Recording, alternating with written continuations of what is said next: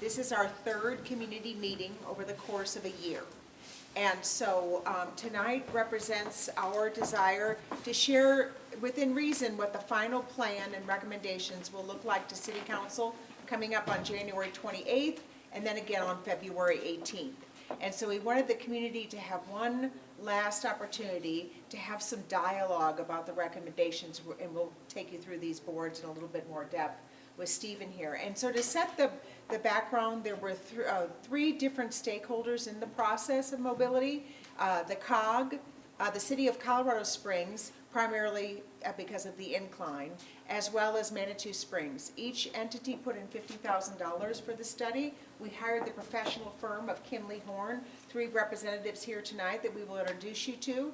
And I think you'll see that they did a very, very comprehensive deep dive into the state of our union, as well as a forecast of recommendations for the future and what they would recommend. Because mobility, although it sounds like it has to do with cars, it's really our ability to move people around Manitou Springs effectively, whatever mode that is. And so without further ado, I'm going to turn it over to Stephen Chester to walk you through the presentation tonight, and then we'll leave time at the end for questions and comments. And thank you for making the time this evening. Great, thank you, Laura. Yeah, and thank you so much, everyone, for coming out tonight.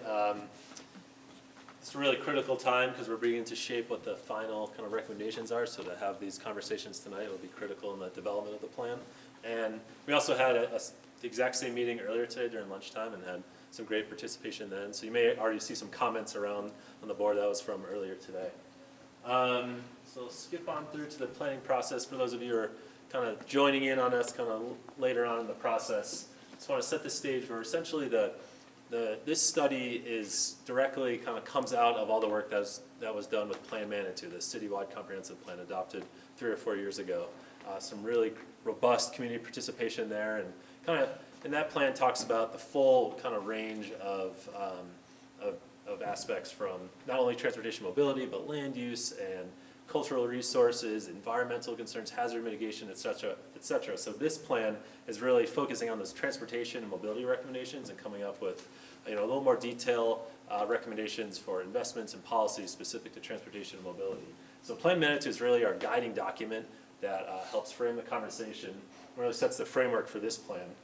This plan will in turn may be refined by additional plans more specific to neighborhoods or corridors, but ultimately will help guide the city when it comes to developing policies and prioritizing investments specific to transportation and mobility. And so we started in spring of 2019 with doing our community mobility assessment. So that's essentially the state of the system. That's when we got together with the community and asked, what's working, what's not working in terms of the overall transportation network, and also did some robust kind of data analytics looking at traffic counts and injury statistics on the roadway network to kind of see where we are today. From there, we went to the vision and goals part of the planning process, where we looked at the vision for transportation and mobility from Plan Manitou and asked the community if that's still relevant or any tweaks necessary, and kind of helped us frame what are the goals for transportation and mobility looking into the future.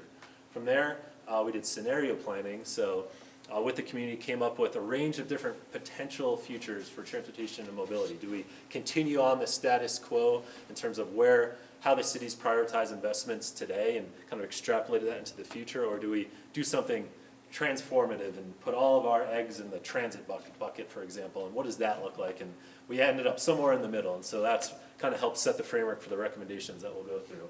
And then here we are today with the actual drafting of the plan and looking forward towards implementation. So we've done a lot of robust community engagement along the way. We started off with meeting with over 20 different stakeholder groups, so some of the folks here in the room today, in addition to all sorts of like planning board members and city council and city staff and the business community to help us kind of get a sense of where we are today. We also did all sorts of different tools like online surveys, some pop-up engagements. We actually, instead of asking people to come to us, we went to where community members are already meeting, like at the Pikes Peak Marathon and Ice Cream Social.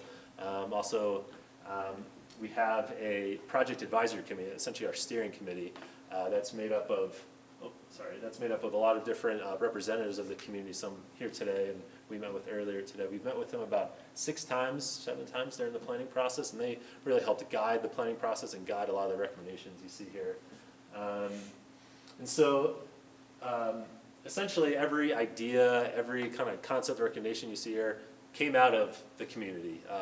We are just here to kind of gather all the information that we've heard and kind of put it into an actionable format in the kind of document that's eventually going to be adopted by City Council. But all the ideas, all the decisions start and end with the community. We've met with these stakeholder groups to help kind of have more focused dialogue. We also have the Project Advisory Committee that we meet with regularly, and they represent the large breadth of the community, and they helped us guide the planning process. We also have the Executive Committee that's made up of the funders of the study that Laura just went through, and ultimately the plan does go through the City Council adoption process. And so here are the representatives on that Project Advisory Committee that really helped kind of lead the way in terms of providing guidance and strategy for the planning process. So moving on to the plan's vision and guiding principles. So starting with the vision, this is verbatim out of Plan Manitou. What we did is, ask the community if this is still relevant or any tweaks need to be made, and we didn't hear any suggestions otherwise, that this is still truly the vision for transportation and mobility. And that's that our community has a safe, multimodal transportation network that balances the needs of our residents, visitors, and businesses, complementing our natural, environmental, and cultural history. So I highlighted kind of those 3 different stakeholder groups: the residents, visitors, and business owners, and that need for a balance. Essentially, kind of the direction of this plan and set by the vision and Plan Manitou is that there's not going to be one winner when it comes to the recommendations of the plan. This isn't a plan just for the residents. This isn't a plan just for the business community. And this isn't a plan just for visitors. This is a plan that balances the unique needs and kind of demands that each of those stakeholder groups have to kind of the betterment of all. Kind of the rising tide rises all the ships when it comes to the residents, visitors, and business owners in Manitou Springs. And so from there, with the community, we developed a set of guiding principles. The guiding principles are this broad philosophy that guides the plan and its priorities throughout its life in all circumstances. So when Troy, Kyle, and I are long gone and there's a new city council, what's going to remain is the guiding principles that kind of help guide the recommendations and the implementation of the plan.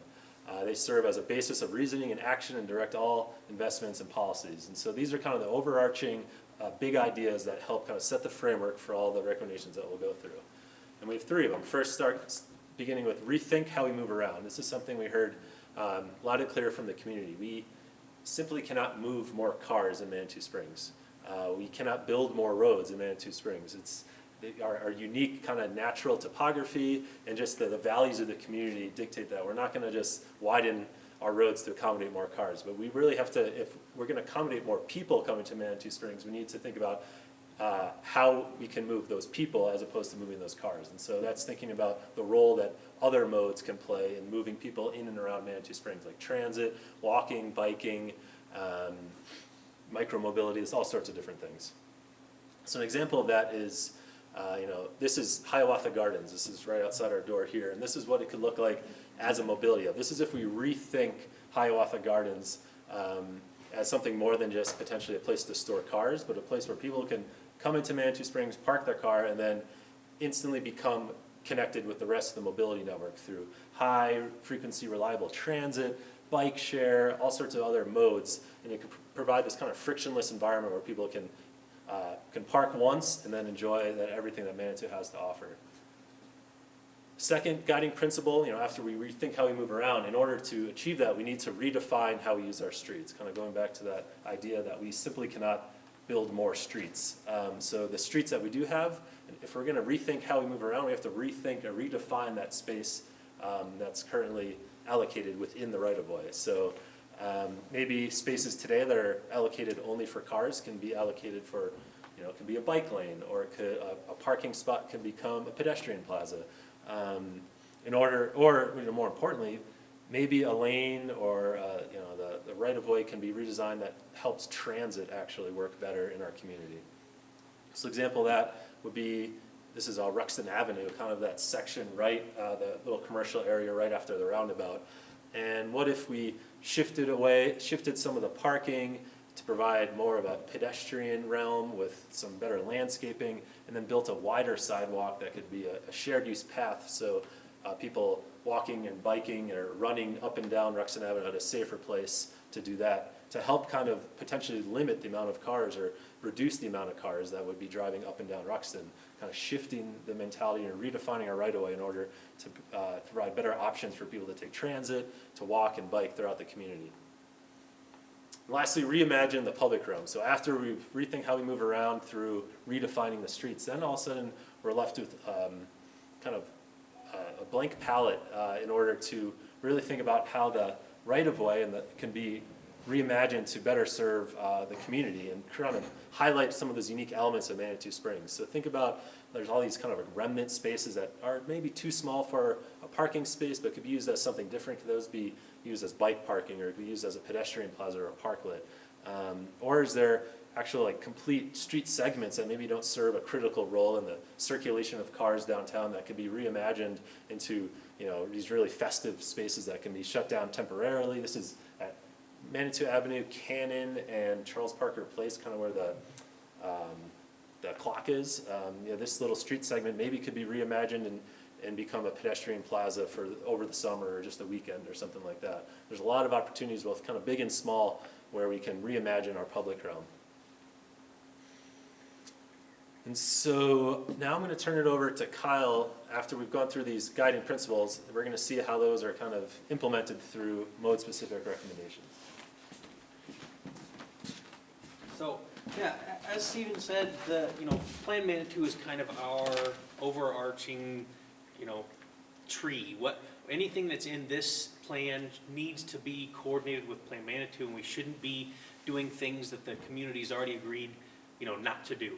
So that was something that we wanted to try to work through, is any projects that we're proposing, any projects that we think may work their way into the city, we need to make sure that Plan Manitou, first off, will allow that. We need to make sure that it kind of doesn't forbid it. So that's sort of what we did. So this is an example of some projects across town that did and did not make kind of the cut against Plan Manitou. So the first one being Hiawatha Gardens parking garage.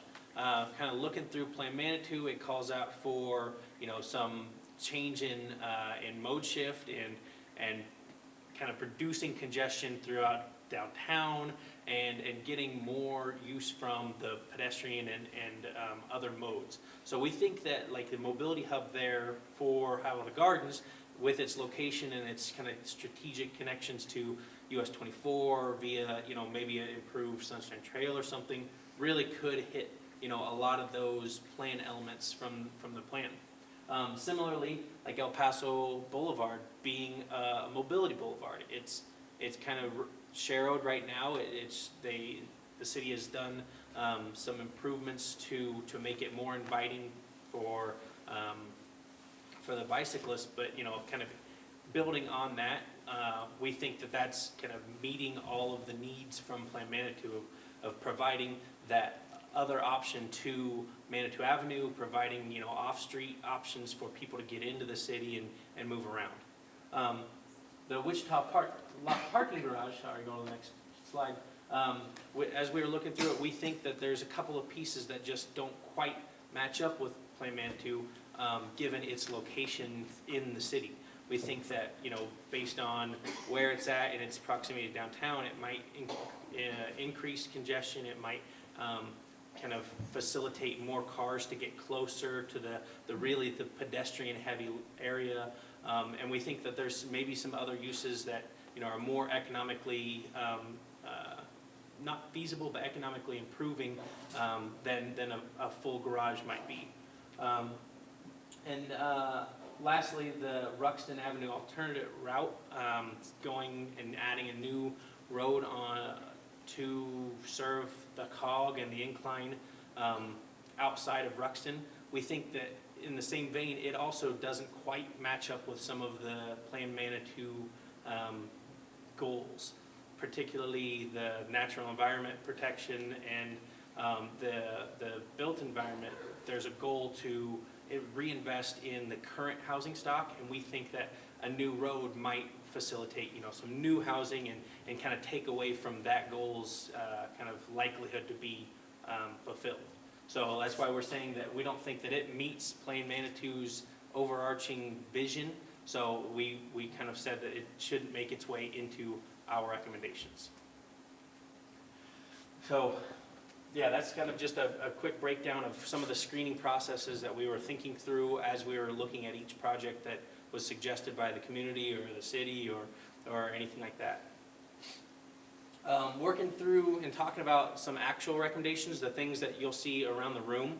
I don't remember if you mentioned the room setup yet, but I was going to do that after. But so at the end we'll talk through being at each station, but each table has different set of recommendations. So it's basically mode specific. So there's a transit station, there's a bike station, there's a community communication station.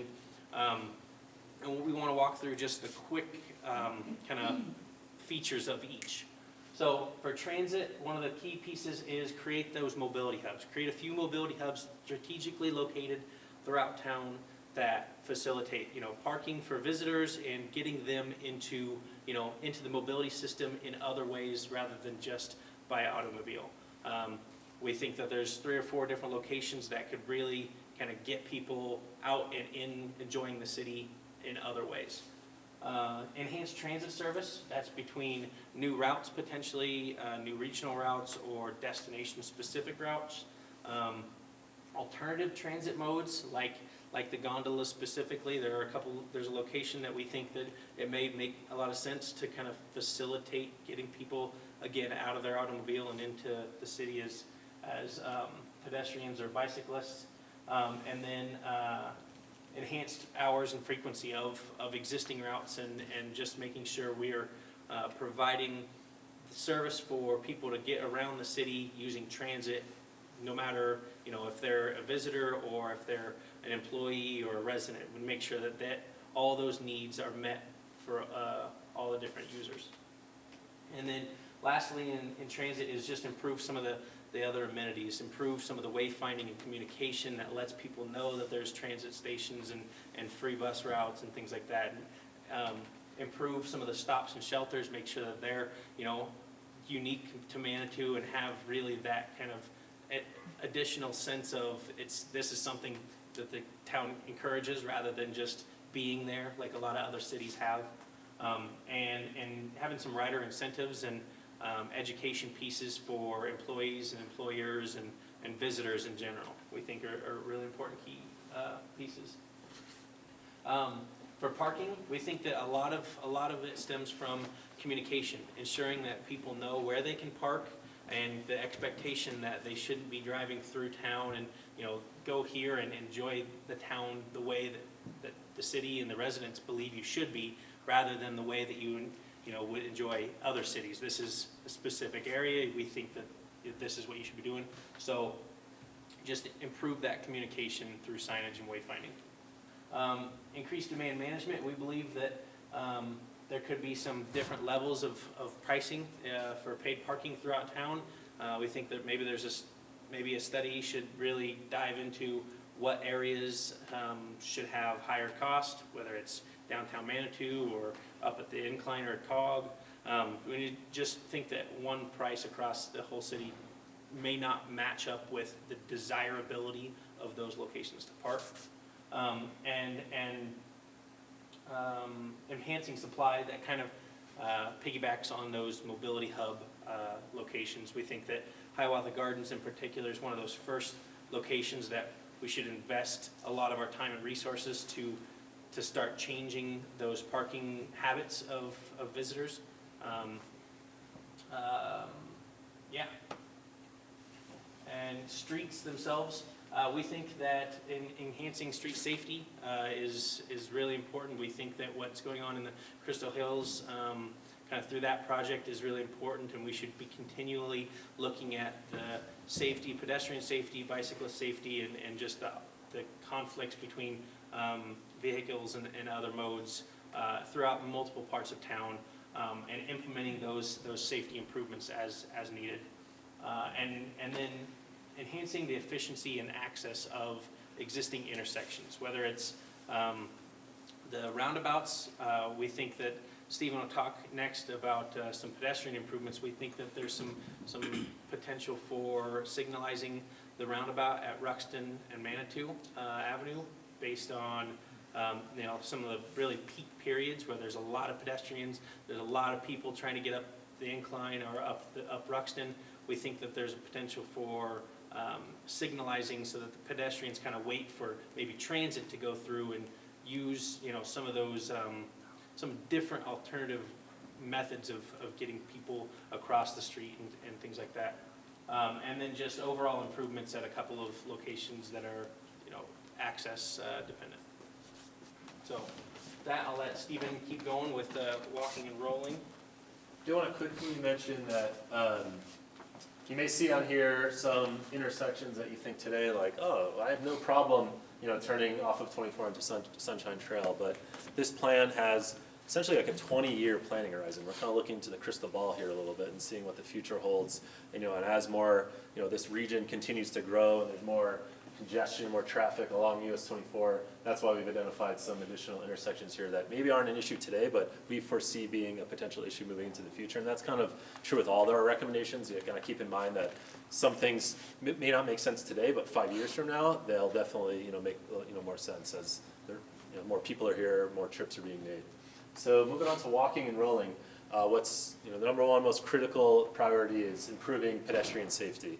We heard loud and clear from the community. There's a couple kind of pinch points in the community where pedestrian safety is kind of at risk, I guess you could say, with just the speeds of vehicles or just the amount of vehicles.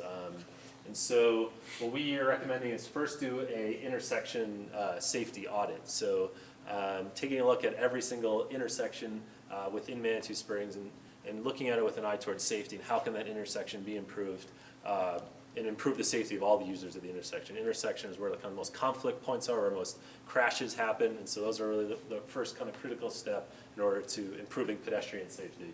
Next is we've identified critical sidewalk gaps on those more heavily traveled roads. I think like up in the hills where there's hardly any cars, maybe not a huge issue to build out sidewalks, but on some of the busier streets, there definitely is a need to complete the sidewalk network, specifically in Ruxton, but also on El Paso and Crystal Hills. Next is what Kyle alluded to, the signalized pedestrian crossings. These are crossings where you may hit a button as a pedestrian and lights start flashing, you can cross the street safely. Those are great, provide a real enhanced environment, safe place for pedestrians to cross the street.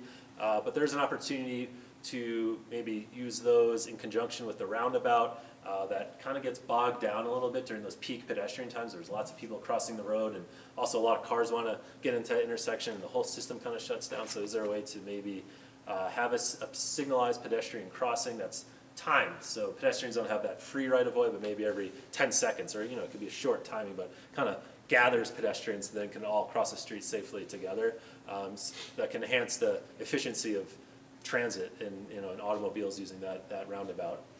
And then also taking a look at pedestrian scaled lighting also to enhance safety in critical areas like commercial areas. And so next, recommendations to extend the reach of the pedestrian. This ties really well with our parking recommendations.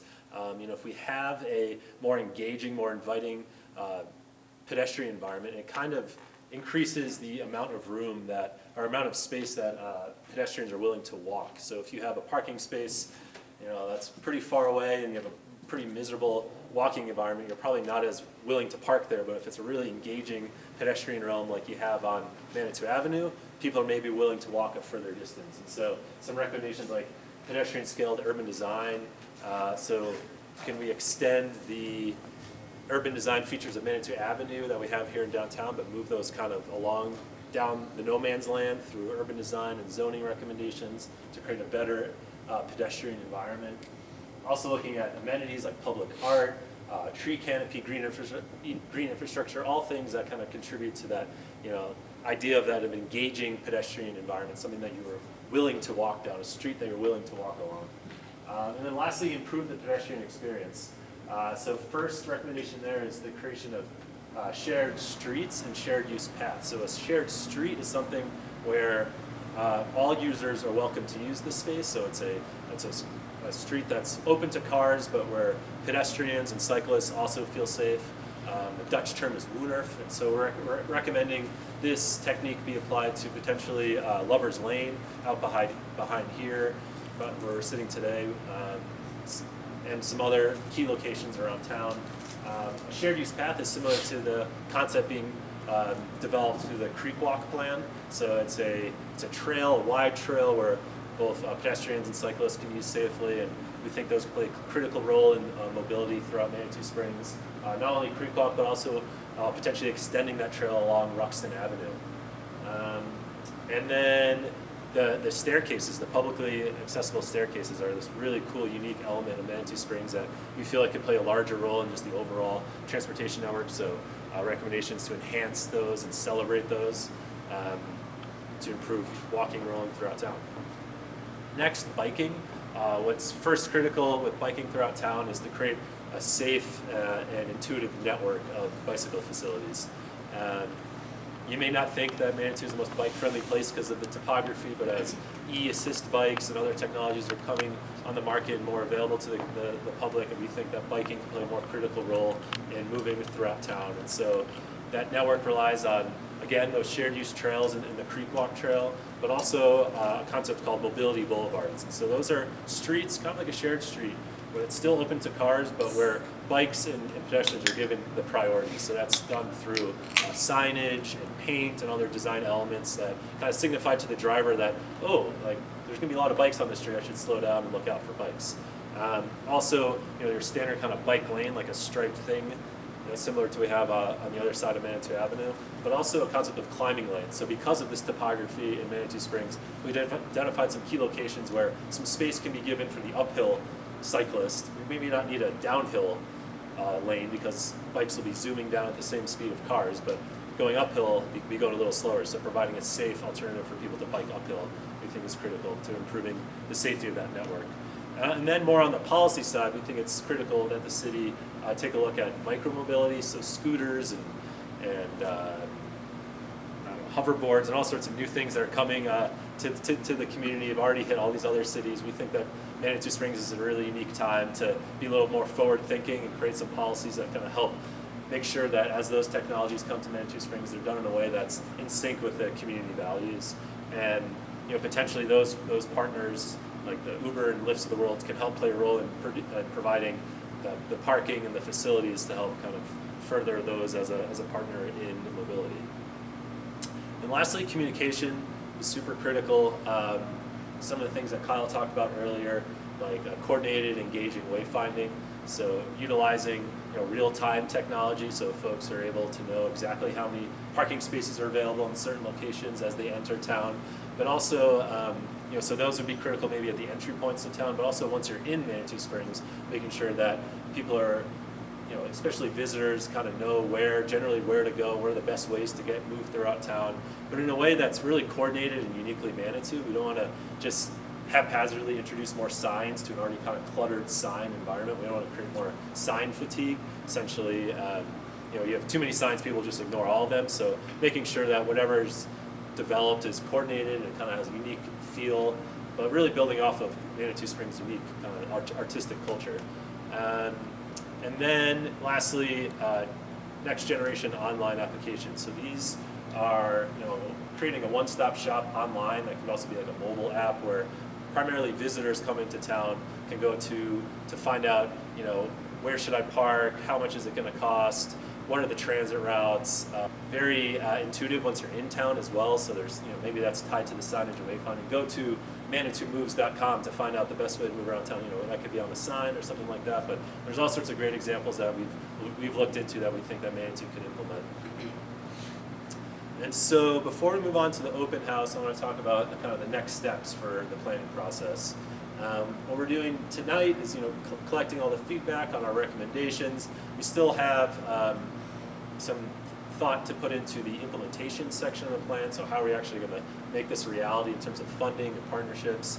But all this is going to be essentially bundled up into a draft plan for City Council work session on the 22nd. So that'll be also available to the community as part of the City Council materials the week before, or the Friday before the 22nd. And then all these city council sessions are also open to the public, so also willing, feel free to come and learn more and provide suggestions. So we have the review draft on the 22nd, a work session with city council on the 28th, all building towards a public hearing kind of adoption process with city council on February 18th. So with the open house, we have the recommendations broken up by mode, as Kyle mentioned. We also have some materials at each of the stations where you can quickly just leave a dot that kind of signifies where on the scale your level of agreement is with some of the recommendations. Also some post-it notes where you can leave some comments if one of us is not around, but the three of us and Laura will be circulating around, answering any questions and taking suggestions. But really the rest of the night is really about that dialogue. We want to hear from you what we got right, maybe what we didn't capture from the community that can really create the best plan moving forward. Oh, so that was for that. And we also have an additional board at each station that talks more specifically, instead of not only the high level recommendations, but also an action plan. So looking at realistically the next 5 years, what are the critical steps that need to happen in order to kind of realize all these different recommendations. And so we have those action items along with a potential kind of phasing schedule. So what should be the immediate things the city should address and what things could be a little further out. I wanted to highlight that as you do have conversations, if one of us aren't there to kind of engage with you, please make sure you do take that note, because otherwise there's no way for us to have your feedback if we don't have something on the note. If you're just talking amongst yourselves and we can't get over to you, we would love to hear what you guys are saying and kind of your reaction to what's on the boards. So with that, I want to turn back over to Laura. Do you have any other closing remarks before we dive into open house? Not any closing remarks, just any general comments or questions that would be good for the entire group versus one-on-one at the stations. Any burning issues? Is this what you hoped we were going to present to you tonight, that you took the time to come out? General Okay, that's head great, nod. that's great. Awesome. Okay. Good head nodding. Yeah, thank you. Okay, so then, yeah, let's go discuss. It's against the Okay, weeds now. great.